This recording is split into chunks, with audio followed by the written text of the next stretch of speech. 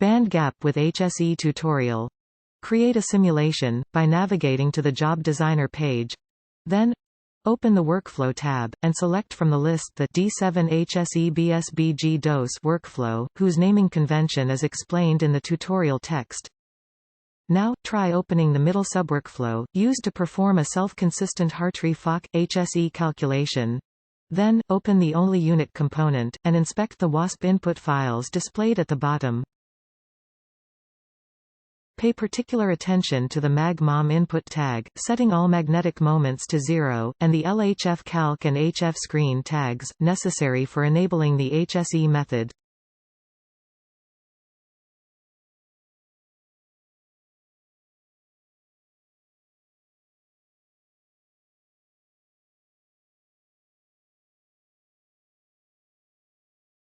Then, set the name for the job. Here, we call it Silicon HSE Band Gap Calculation.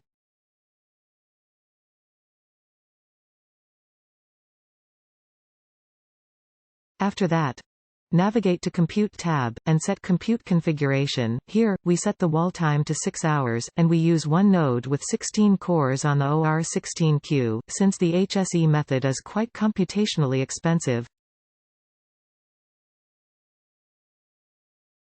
Next, save the job. It can then be selected and submitted to the compute queue for execution. The status of the calculation will change from pre-submitted to submitted, and then to active. When the job is finished, open it to inspect the final results.